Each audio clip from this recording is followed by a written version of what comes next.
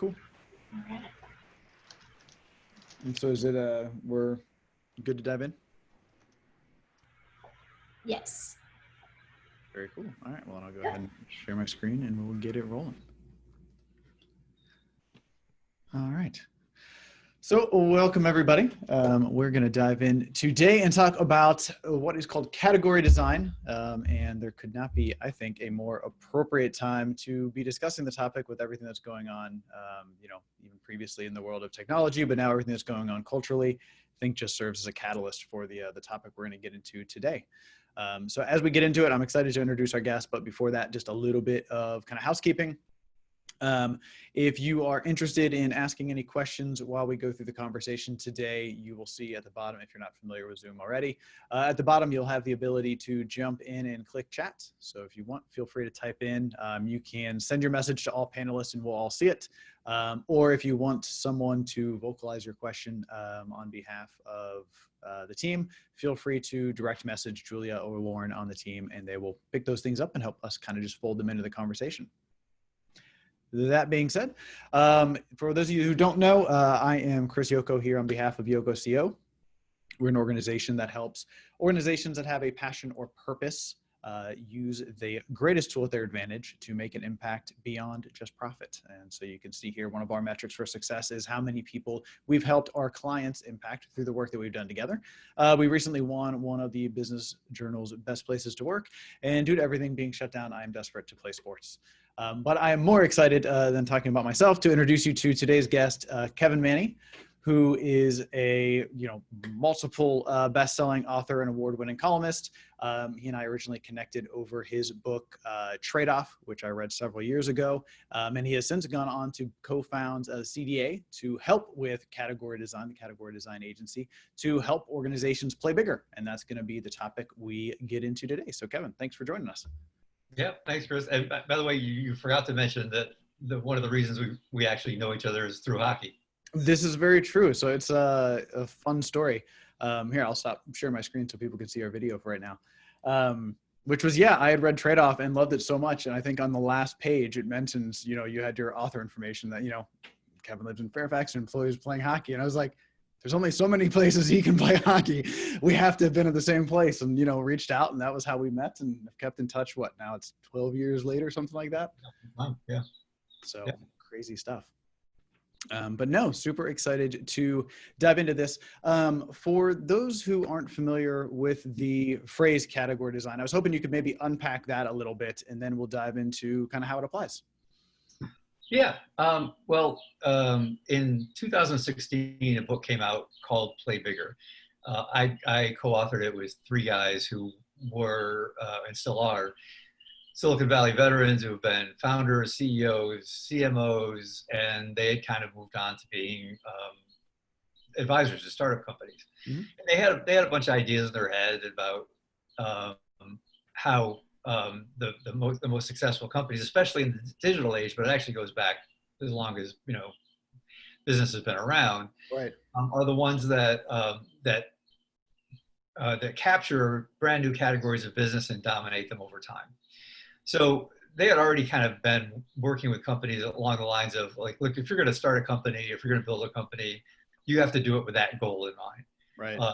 If you're just entering somebody else's market and trying to say you've got a few extra bells and whistles than they do, you're basically just kind of scratching for market share rather than really putting yourself in position to dominate a market.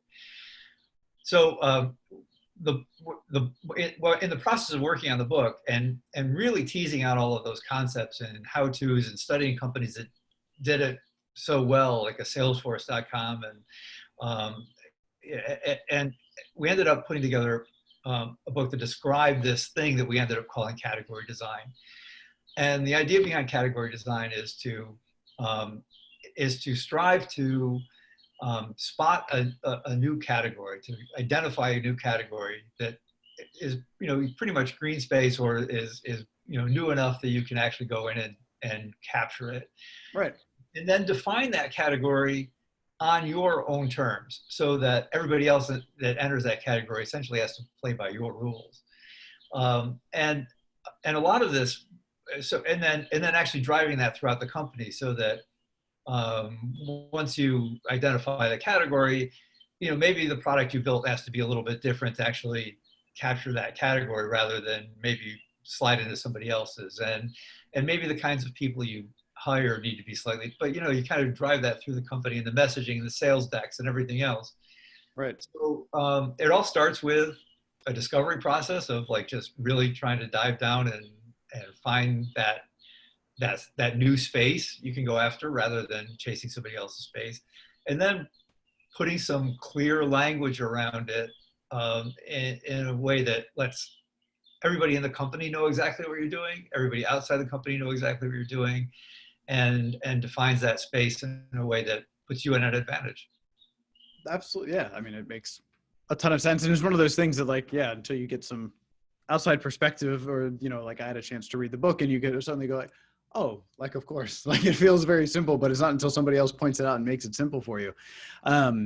With the experience, I mean, you've seen, and obviously what your partners have seen in terms of, category design and dominance, how much of that do you feel like is, I think a lot of that kind of brain space is dominated by areas where technology is able to create new kind of greener pastures and kind of move into those. So what do you feel is that kind of the primary area where people move in category design, or do you feel like there's opportunities to kind of dive into like, niches between niches or like little parts of an industry or bigger parts of an industry that maybe are underserved and make that kind of your core category? Well, there certainly are opportunities. I mean, there's opportunities everywhere, in those, even in old industries. I'll actually give you one example of that. And by the way, I'll come back to the technology question, but one of the things that creates openings for new categories is change. When things change or when people do things differently, then a new need or a new problem, arises, and so technology often creates change, which means it often creates opportunities for new categories. But I'll tell you one story. There's a lot of your listeners might be familiar with a company called Corning. Corning is the glass company that has been around for 160 years, and goes back to they made the glass for Edison's light bulb, and they made they created the glass for the first television picture tubes. And every one of you who has a smartphone, I guarantee the glass in the front of it is made by Corning. It's called Gorilla Glass, and they created this new kind of glass that's perfect for that. So they've been doing this. So one of the things that's just coming out right now, and it actually is relevant to this moment in time with COVID and all of that, is Corning spent decades creating a new kind of glass for vaccine vials, which turns out to be a really big deal because the old glass has been used for a long, long time, can have manufacturing problems, breaks easily. It slows down the manufacturing process. And in this moment in time, we need somebody to manufacture billions and billions of vaccine doses really, really quickly. And so here's this business that's been around for 100 years. The glass, basically the glass that is being used like mostly today by pharmaceutical manufacturers, is 100-year-old technology. And this other company comes in and spots that they're basically all the drug companies complain about this glass, but nobody can do anything about it. And so because they spent an enormous amount on R&D, they knew from their labs that there was a glass material that could be perfect for this, and set about creating a new invention. And so now they're essentially creating an entirely new category of glass vial for pharmaceutical manufacturing, and starting to take over that business. And and it's incredibly important and relevant right now. I mean, and thinking about the age of that company, I mean, they must have, they're reinventing and finding new categories, like you said, every couple of decades. With the the vials and the glass, what was it the current COVID situation that was kind of the spark or the catalyst for that? Or what made that something that after hundreds of years of what sounds like kind of industry, maybe a little bit of, complacency, or like, hey, there's other more important problems to solve. What pushed that one into the forefront of like, hey, we should do something about this now? Well, it's interesting. So when we did Play Bigger, and most of the category design we've done has been with very young companies, mostly in technology, some not entirely in technology, but mostly in, Series A, B round of funding, and, maybe just pre-IPO, that kind of thing. The more I've learned, the more I've come to understand that large, enduring enterprises do it slightly differently, and do it in a way that actually can give them an advantage, even in the startup, when startups coming at them. So what Corning does, for instance, is it invests a lot in R&D, not necessarily with a particular product in mind, but with constantly having an advantage in the material science of glass, right? So Right. Yeah, that makes sense. So essentially, imagine that it's sort of like so you have in the back of the brain of Corning as an organization is always this intense knowledge of what glass can be and do. Right. So then on the front side of that, because Corning's been around for so long, it has all these different customers. It has a lot of connections and interfaces with other large enterprises, and learns about their problems. In this particular case, the CEO of Corning is on the board of Merck. Okay. And so now, so in parallel, the technology, the glass technology, has been underway and being developed for, decades and decades, right? And so the CEO of Corning, and by the way, this goes back 10 years maybe, Okay.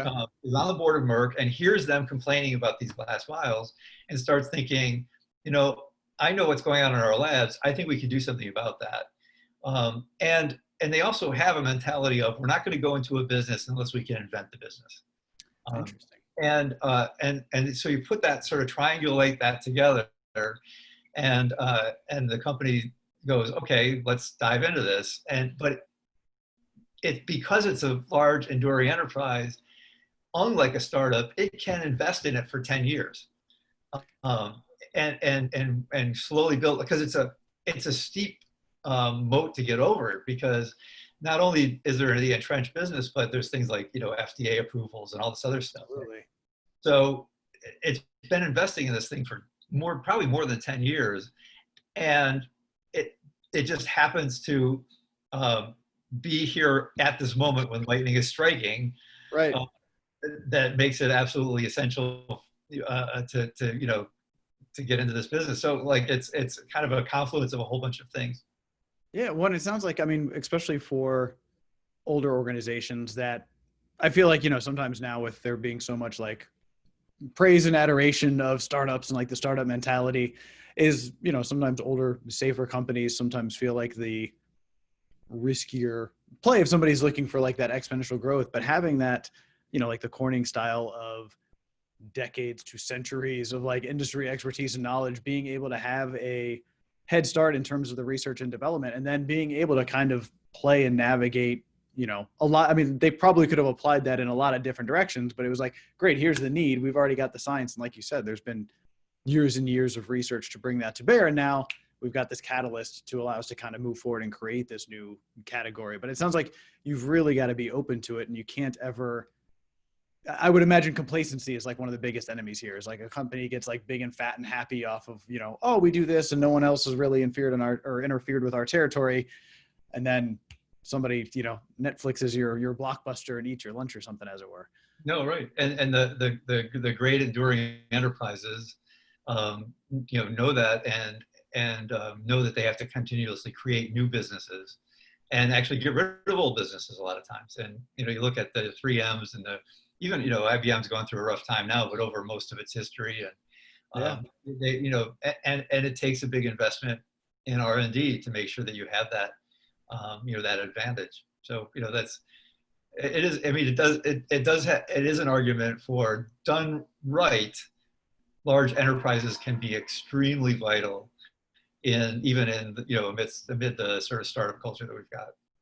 Well, it seems like it's also a lesson for somebody who has maybe a smaller but older organization, that there's always that ability to take, a lot of times for that startup culture, it's like that inertia is almost working against you. Like you're like, oh, I've got to change all this, and it'd be easier just to start up something new and just do it.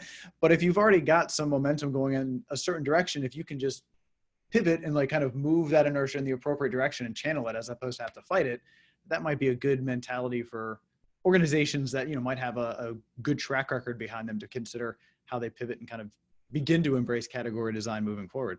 Yeah.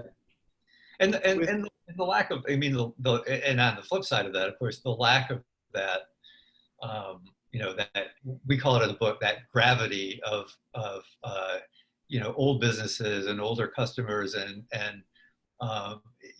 that's the absence of that is why a young startup, can quickly spot a new category and say, I'm going for that.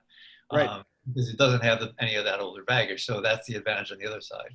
Yeah, being able to kind of bring that fresh perspective in. When you think about like worlds where kind of the old and new meet, like I feel like the one that pops to mind for me is automotive, but if you think there's a better category that looks at it, like you see a Tesla come in, and we'll set aside like the whole market being insane and happy for Tesla, but like how do you see potentially a Ford or an older standby react to something like that, where somebody's coming in and potentially eating their lunch, especially if you look at like some of the projections on how things might move forward over the next couple of years? Well, I mean, it takes a certain mentality that, I mean, honestly, that I haven't seen in the car companies in a long time. But you think back, you go back to the 1980s with Chrysler, and so Chrysler. Probably, and again, freed up a little bit by the fact that it was about to go bankrupt, something radical. But at that moment in time, instead of like Chrysler could, remember that moment, like that was when the Japanese cars were ascended in the U.S. and they were considered the quality cars. Chrysler could have never gone to the market and said, we're making a car that's better than other, and nobody would have believed it. But instead, what Chrysler did was it invented a new category of car called the minivan at that moment in time.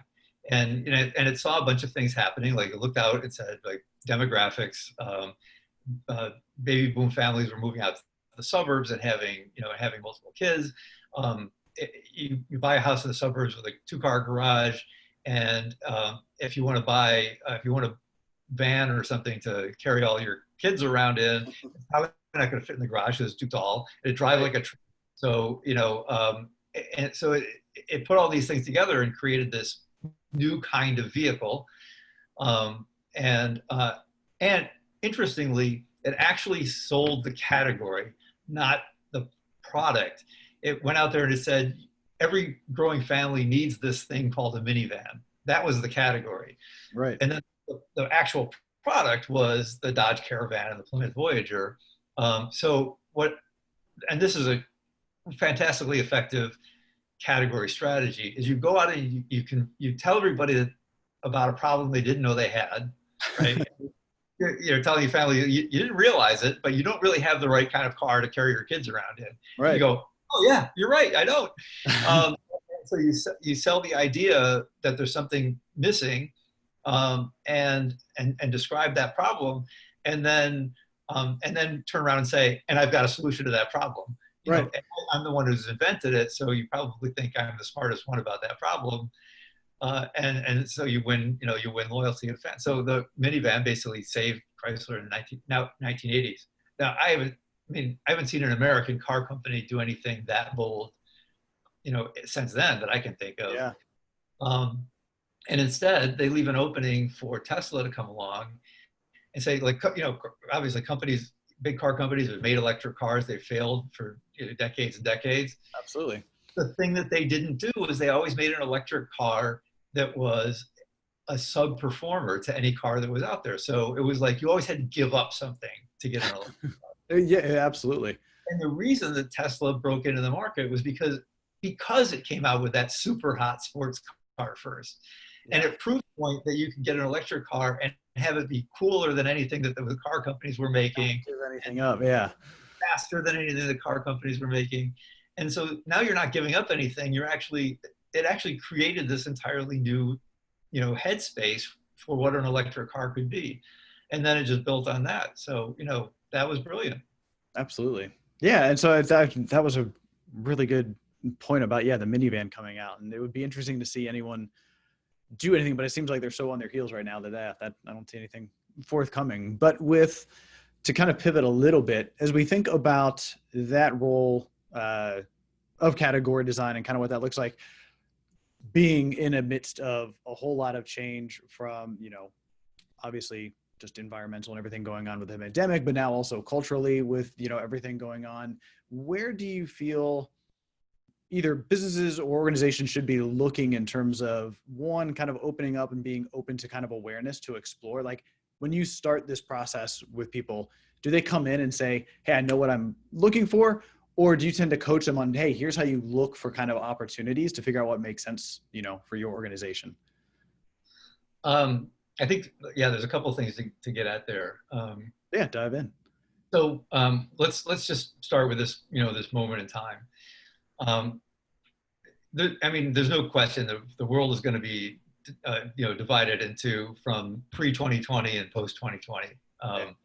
And between all these things that are happening this year, there is going to be, and there is enormous change, a societal change in the, the way we work. I mean, we're, all doing all of our business on Zoom, and the way we think about what an office is, and the way we think about communication and travel and all of these things.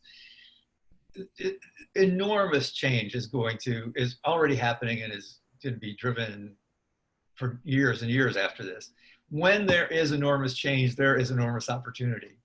Absolutely. It creates new problems, it creates new spaces, and the thing is to see what they are and try to aim at solving some new problem. And so it's a tremendously exciting time for category design, and I'll tell you a very specific story at the end. Yeah. About a client of ours, but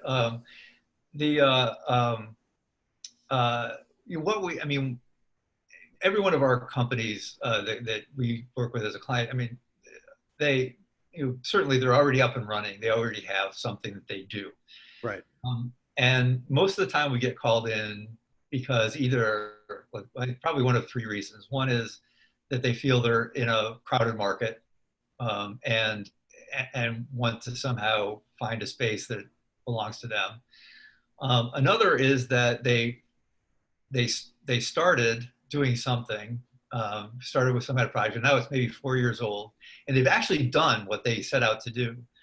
And now they're at a point where they're thinking, what's the next big leap? Right. And how do we build on what we've already done, but take it somewhere that's new and interesting, and not just entering somebody else's market. Right. And I would say the third thing is a kind of non-alignment. Like, the company has 4 different ideas of where it should go, and we seem to agree on which one is the right choice. But in every one of those situations, we approach it the same way, which is, we really start with the basic question of, what problem do you really solve? And it's honestly, it's a really hard question to answer. Yeah.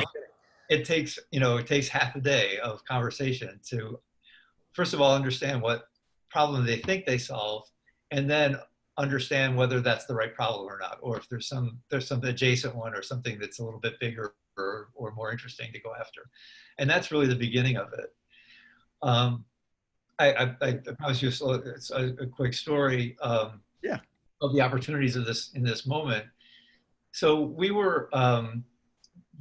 had worked with a company called Snack Nation, based out in LA, a while ago, and Snack Nation business was to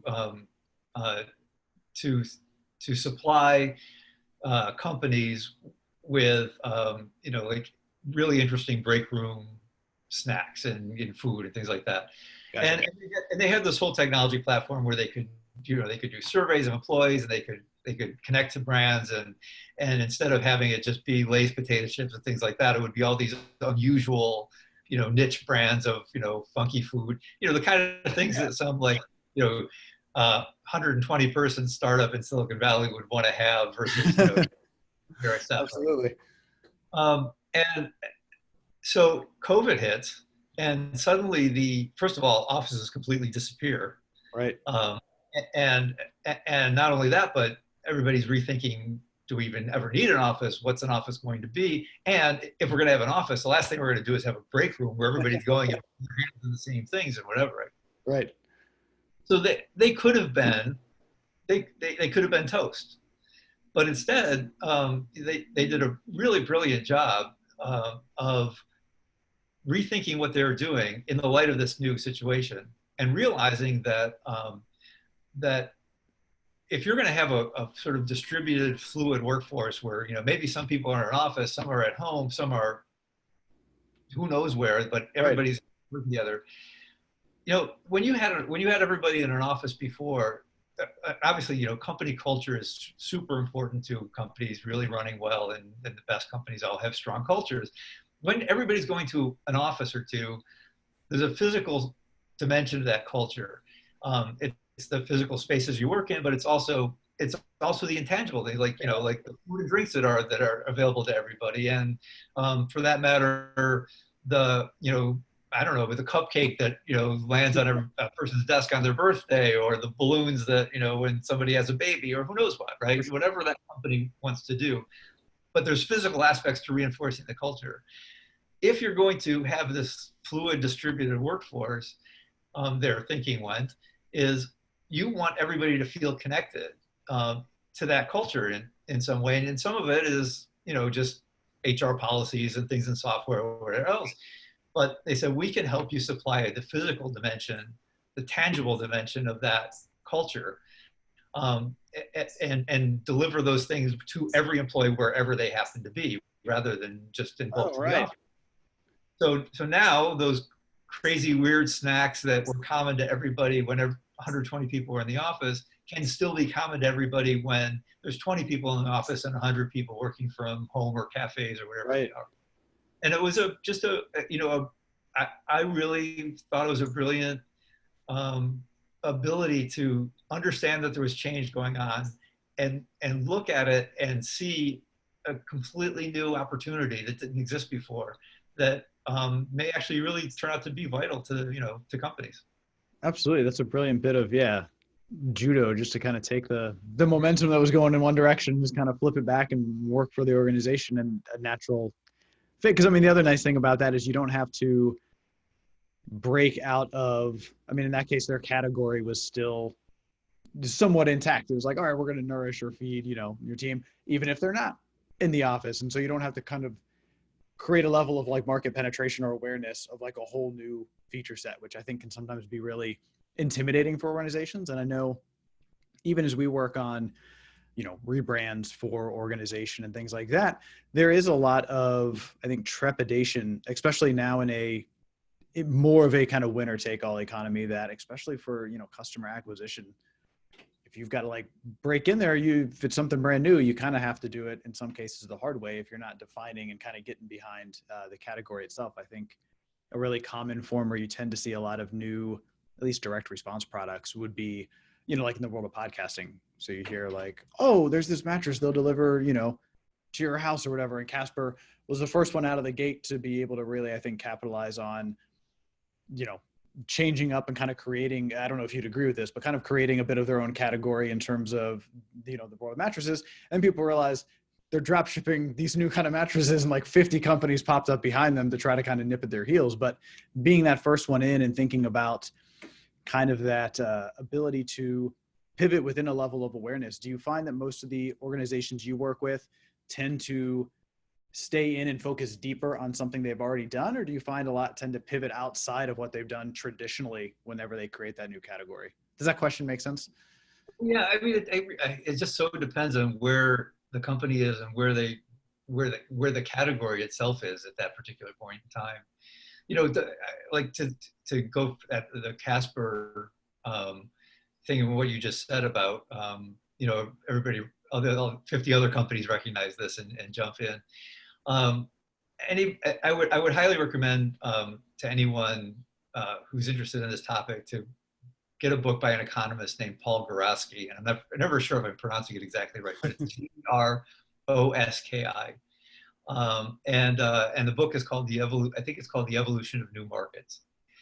So this economist studied categories and how they emerged, and gathered data, and plotted it out, and ended up coming up with this really simple but brilliant chart that shows how categories emerge. And it seems to apply most of the time. Interesting.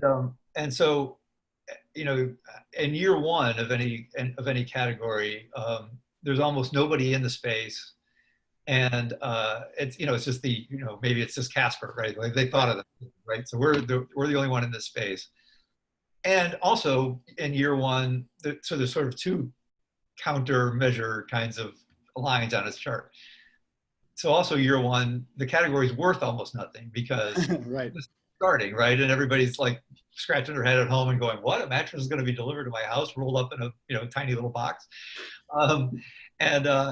So over time, the first thing that happens before the world really catches on to that particular product or service, usually other companies see the opportunity first, right? They say, "Oh, that's brilliant. We could do that." So like we said, 50 other companies pile in. Right. Like the number of vendors in a space rockets. Well, the space is still worth almost nothing. But what Garaski identified was there's this moment in time, and he even said, like, it's impossible to say what causes it. It's kind of like that zeitgeist, like that, a bunch of things just kind of come together. Where the way his term is that when a dominant design gets chosen, and the dominant design is the iPhone, or it's the minivan, it's whatever, like that. Everybody agrees that, and when a dominant design gets chosen, it makes that product or service safe for everybody, because you realize that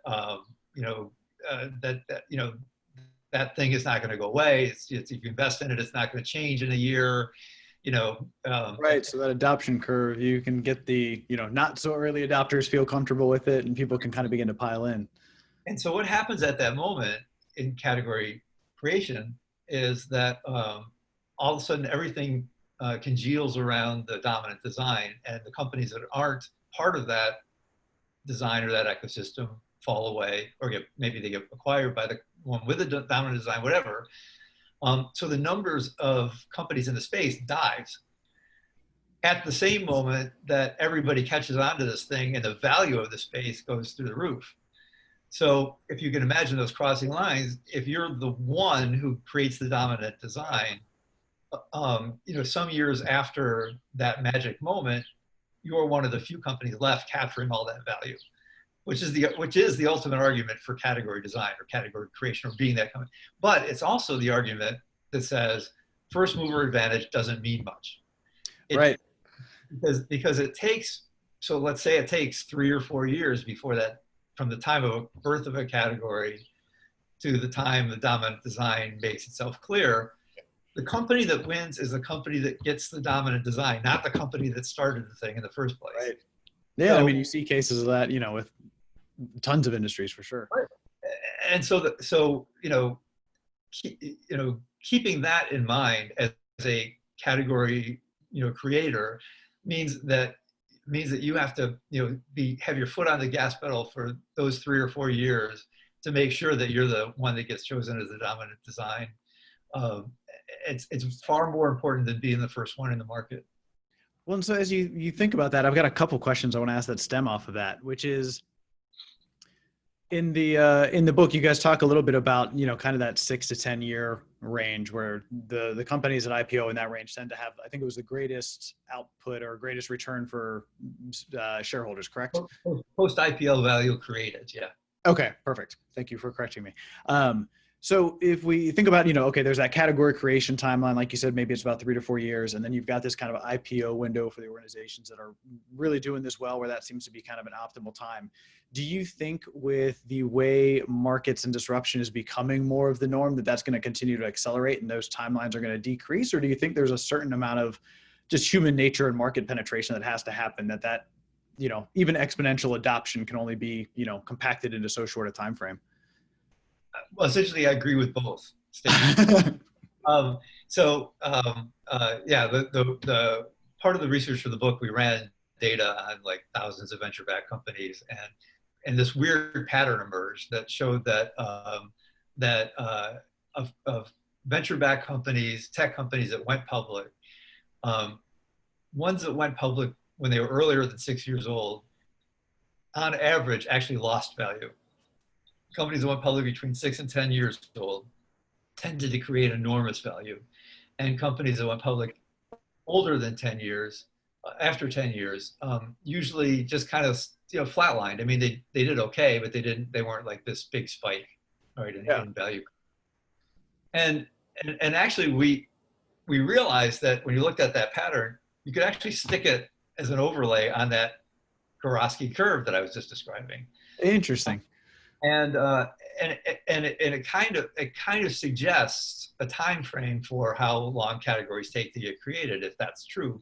So it suggests that that it takes 5 or 6 years for a category, for that moment of dominant design to get ingrained and chosen. Right. And the companies that go public, that are the ones that are obviously the dominant design, but the market is still just emerging, can capture an enormous amount of value because they're going to be the ones that are standing as all the other competitors fall away and the category becomes worth a lot. Right, absolutely. And if you wait too long, if you're going public when you're 10 or 12 years old, by that point, all that stuff is played out. And it's not that it's a bad business or a bad investment, it's probably a great business. But at that point, as far as investors are concerned, the information's all there. Everybody knows the winner. Everybody knows what the size of that category is going to be. So, you're not going to get that spike in a stock price. Interesting. So the first part of your question about is that it seems to take 5-6 years for a category to really emerge and that dominant design to get chosen. The second part of your question is that timeline moving sooner, and it seems to be, because we went back and we ran those same kinds of numbers on companies from different eras, and so what maybe was in the first past 20 years was 6 to 10 years is now moving maybe to 5 to 9, and it's kind of slow. And if you think back to like when Microsoft went public, it was, I think, 13 or 16 years old or something like that, which was probably the right moment at that moment in time. Because it took longer for word to get out, for people to understand, social media didn't exist. The cloud computing did it. It was a bigger barrier to getting to the point of a category taking off. Absolutely. So it probably is going to slowly or maybe completely, get to be a shorter and shorter window. Interesting. So I guess with that in mind, like what role do you think, because a lot of these organizations, and obviously there's a ton of value in having, venture money or just a giant bag of money you can throw around at problems in general. But as a part of that, obviously being able to kind of get, you see it a lot for, especially, like software as a service platforms, but I think it applies pretty universally for a lot of the stuff we're seeing come up right now, which is being whoever that, trying to manufacture that domination of choice, where, there's that just market spend and you're on all medias, you're doing the PR blitz and all of that. Was there in your research like a high correlation with the companies that were, spending an equivalent or maybe worse or whatever with quality? Was that like a significant sign of like, okay, this does tend to play a role in terms of somebody becoming a leader or category dominant? Well, I'm sure it plays a role, and it can never hurt, right? To like do for sure, yeah. But we also saw lots of companies that didn't used kind of more guerrilla tactics and didn't have a lot of money to spend, and even if you look back on, one of the great category creation stories of our generation was probably Salesforce.com, and in the early days of Salesforce, Benioff was doing crazy little stunts like having a like creating kind of a fake rally against software, with the no software, there was no software signs, people carrying them, on the streets of San Francisco, and just doing these odd things because he didn't have the money to spend on just, blanketing the airways with ads or whatever else. So I would never tell a company that you can't win at this just because you have 4 people in a garage. You can. You just have to go about it the right way. Yeah. And I'm glad you brought that up because I do feel like, especially right now, amidst all this change, there's a lot of organizations that are kind of reconsidering, okay, what do we do? What problems do we solve? Or what new problems could we solve? And what does that look like? And this is only, anecdotal, so I don't know how it holds up in real life, but I hear from a lot of them that it's like, oh, well, we're not going to be able to compete with X, or we're not going to get venture capital, or we've been around for 20 years and we're not going to be able to do, X, Y, and Z. And so some of the questions I've asked, I've been pleased to hear the answers that like, no, it's possible for you, underdog. Like you can breathe new life into this thing. But with the midst of everything that's going on, you talked a little bit about some of the beginning of your process where obviously you start to really ask a lot of questions and ingrain in what kind of problems do you solve and like why, and going deeper and deeper on that. As you go through that, I mean, with the organizations you've worked with, have you seen maybe smaller mid-sized organizations successfully make a pivot into, categorical design and, accelerate out of maybe what had been a norm for them into something much larger? Sure, yeah. We had one interesting case. There's a company outside of Boston called Predictive Index. Mm. And you know them? Or, I do. A partner of ours uses their platform. Yeah. yeah. So they have the company's 60 years old, and it was started by a psychologist, in this space like the Myers-Briggs, like those kinds of things, of these psychological tests that tell you about like something about that person. And this particular psychologist, he was aiming at creating a very, very quick test that would help tell you, traits that would help you put together an ideal team. Like what kinds of people should you put together to work on this kind of a project, for instance. Okay. And it created a good business. I mean, a lot of Fortune 500 companies use them. I mean, they're, has been a solid business for 50 plus years. So this new CEO comes in and he realizes that he's got, for one thing, he's got 50 plus years of data about people and teams and successes and failures and all this other kind of stuff that was never really utilized. It was always he was just constantly just based on that test and, what it just told you in the moment. And so they wanted to piece all of that together and build a new technology platform that was really, a new way to look at how to,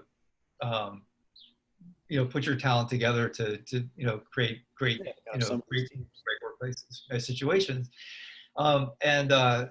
So we ended up working with them, and they created this category that they're calling talent optimization. And even though it's based on what they used to do, there are new elements to it and a new way of talking about it that opens up a new category for them. And so it was really exciting to see like this company that could have just been an old stodgy and just kind of like milked its whatever it had for another couple of decades, really take a stand and go in a new direction and try to create an entirely new category. So I mean, it applies to any kind of company in any context. Absolutely. It's serendipitous or coincidental that you mentioned it, because it was Friday. I was talking to one of our partners who they just got their team was all talent optimization certified or trainer certified or something. So they had just gone through and gotten the certification. And it seems like that was a big part of Predictive Index's pivot, was being able to create more of that ecosystem to enable people to be channel partners and help, achieve that market penetration. And so, well, you didn't say this, it sounds like that's another component of it too, which is if you don't have the money to blanket things, you can also, make it incentivized for other people to be able to buy in. And I think about, obviously, they've got certifications, they've got people that can kind of help facilitate the use of their tool that serve as channel partners. But Salesforce did, you mentioned, obviously did a beautiful job of working with, channel partners to be able to really accelerate that growth curve. And it seems like that's a really solid model to be able to potentially leverage whenever you don't necessarily just have buckets of money to burn to kind of get where you need to go. Yeah. Well, what a mantra that we hammer into companies when we work with them is build the category, not just your product. And the category is, it can't just include you. Right. If the category is an ecosystem, then it's, it's a stronger category and you're in a stronger position. So, it's a really important point that, that you're making there, is that has to be part of it. Yeah. Oh, and also, it's, I think it's, have you heard of Sally Hogshead?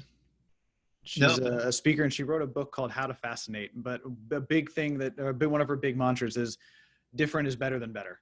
And so it's like, look, you can try to do that arms race of like, be a little bit better, or you take a step sideways, you do something very differently. And then I think, you guys are taking that mantra to the next level, which is like, do it so differently and solve that problem that you are the only one there, kind of, being the icebreaker into that category. But know that, yeah, for it to be a viable category, there's got to be more there.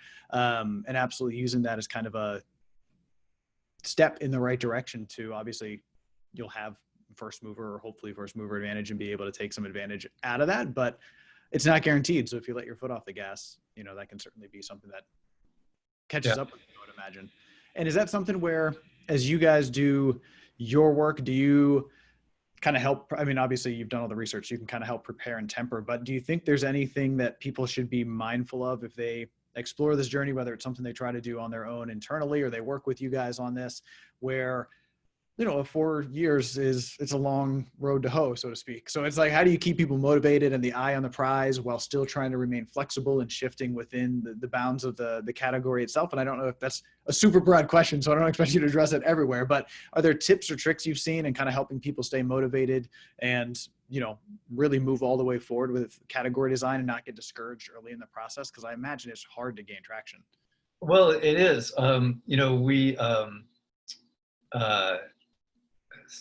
So it takes a certain amount of courage. Even look at what you just talked about. We use some of that language too about being different, not better. Being different takes some courage, because being better means you're looking at a market that exists, it exists, and you're saying, well, okay, so if we could tell those people who buy that thing that we've got a better version of it, then we'll sell some stuff. Being different, there's a concept that we stole from some VCs called the $0 billion market, and we always tell companies, if you could say you have a $0 billion market, which means it's a market that just only you can see right now, that's probably a good place to be, because it means that nobody else is going to be there, and by saying $0 billion market, you're anticipating that it's going to be a multi-billion-dollar market someday. Absolutely. You have to have the courage to see it when others don't see it. Julia, do I have either one of you, or did I drop off? Oops. Are we there? I still have you both. Yep, likewise. Maybe it was Chris. Chris looks frozen on my screen. Let's see.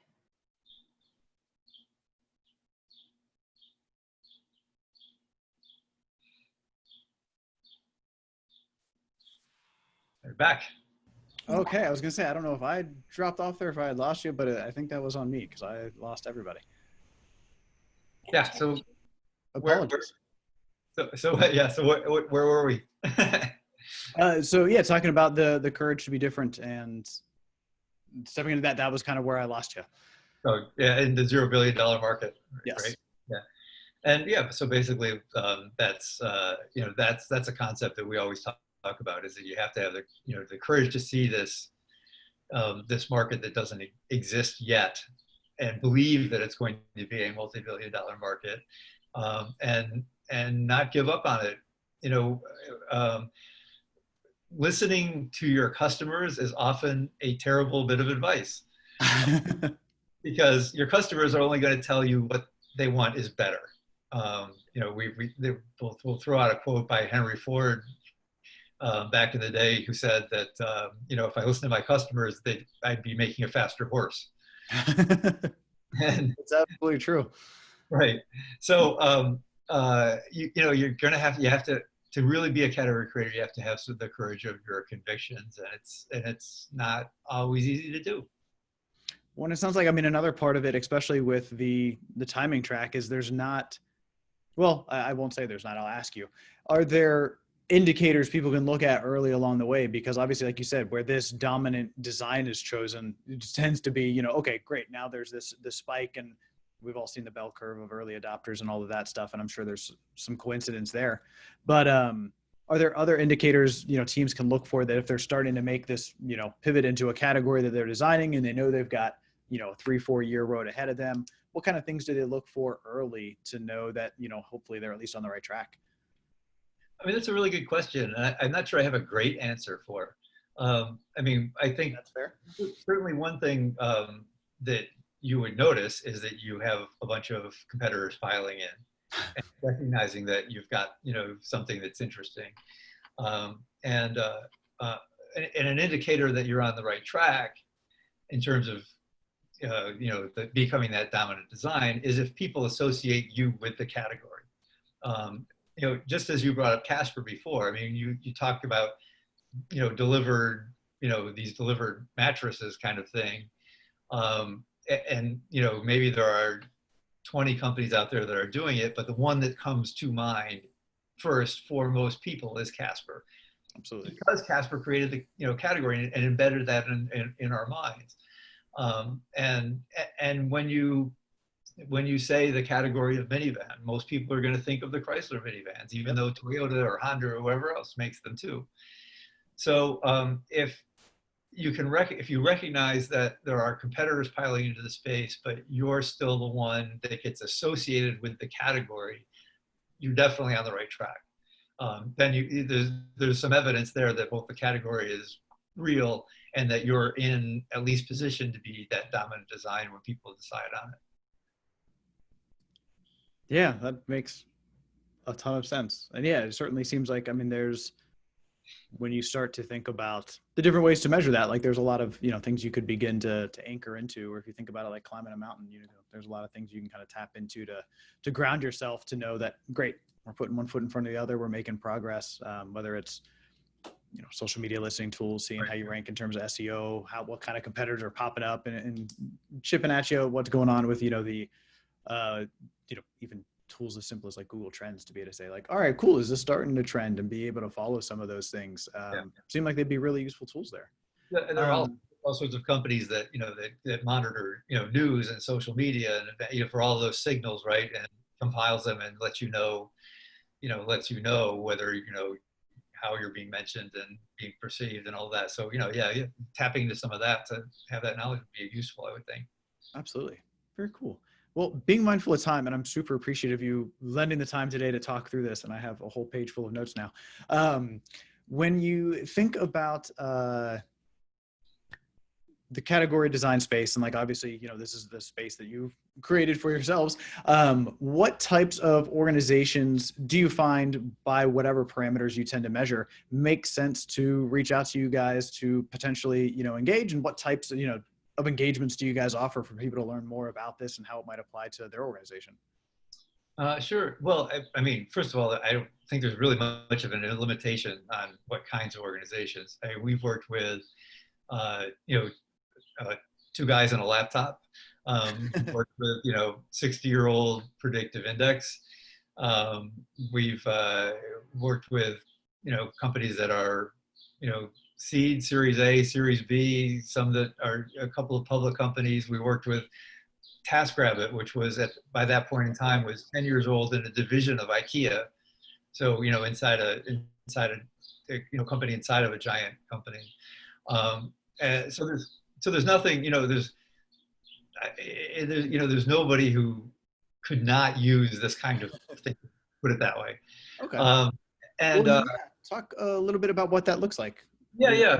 So the bread and butter of what we do, because we also believe that companies need to move fast. They don't want to, spend years trying to figure out their category or whatever else, right? So we emphasize time, and most of what we do are these 3 or 4 day workshops, and day one is getting the management team around a table and a whiteboard and really hammering on what the problem they're solving is, what the context of what's going on in the world is,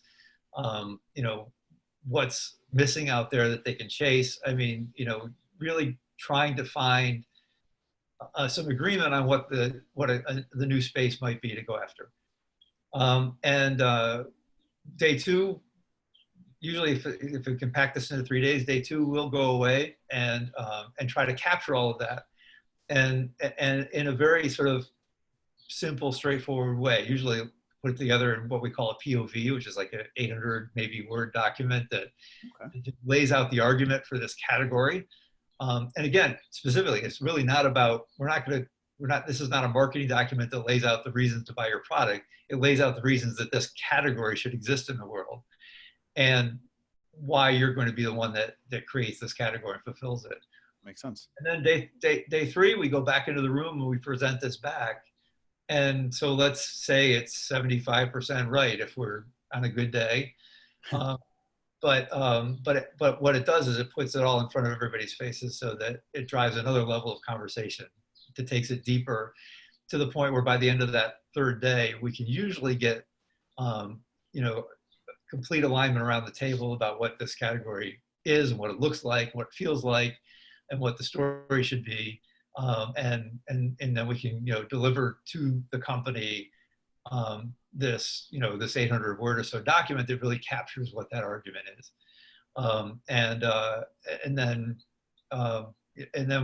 Usually we often try to do deals with companies where we get a little bit of equity so that we can stay as partners and stay involved and help them try to build that category over time and be there as advisors. Yeah, that makes sense. With the ongoing component, what is that? I would imagine that probably just depends on kind of the deal you guys set up in terms of what that advisor capacity looks like, right? Like just in terms of like how you guys kind of stay engaged. What was the beginning of that question? So I was just kind of, for people that might be considering like, okay, this is great. And if we get the workshop and we get into it, and then we know we're going to need check-ins and stuff along the way. I don't know if there's like a canned way that you guys prefer to do that, where you're like, hey, we tend to do, it's going to be a monthly check-in, or my guess is it probably depends on kind of how you structure the deal to see how much accessibility or time you'd be able to commit to that. Yeah, no, it's a little ad hoc. And we try to say, we're there when you need us. We're not going to be there like a constant presence or anything like that. And the Snack Nation example is a perfect example, by the way. Is we had worked with them, I don't know what it was, a year prior to COVID breaking out, and had not really had that much contact with them. They went off and were doing their own thing. And then all of this hits and they, started to change their thinking, and they reached back out to us and said, help us shape this idea. And of course we jumped back. I mean, there was because feel like we're a partner at that point, we're not like putting on the clock and saying, here's, you're going to charge us extra money. We dove in and said, brilliant, let's do it. Let's, and it, it takes us a couple of days of our time, and it's worth it. That's awesome. Well, very cool. Well, just thank you so much for taking the time to unpack everything and answer the questions. I think especially right now, everyone's been kind of had the reset button hit. And so it's a great time to be able to reconsider not only where your business is at, but is that where your business should be, and really kind of consider this, approach for category design to, whether things are going to stay like this or return to whatever a new normal might be. Like you said, there's going to be a flag, march here in the timeline that this is where some things changed and people need to change with it. This is a great way to adapt to it. Yeah. So thank you very much. I will share in the screen here that if you'd like to follow Kevin, you've got the opportunity to check him out on social media. So definitely jump in, whether it be Facebook, LinkedIn, or Twitter. And then if you're interested in learning more about the category design advisors, you can check out their sites or just hit Kevin up via email if you'd like to learn more. And last thing we'll say before we sign off is later this month, we're talking with Mark Kibble, who is deeply ingrained in the association space. And we were fortunate enough to collaborate with him at a time when they changed out their website, CMS, AMS, installed a new executive director, and moved their global headquarters. And they did it all in the same 4 months, and they managed to do everything on time, which I have never seen before in my life. And so Mark is going to join us and talk a little bit more about how. So if you're interested, please feel free to join us there. It's yokoco.com/webinar, and we will see you next time. Thank you all. Thank you. And there we go. And I can pause the recording.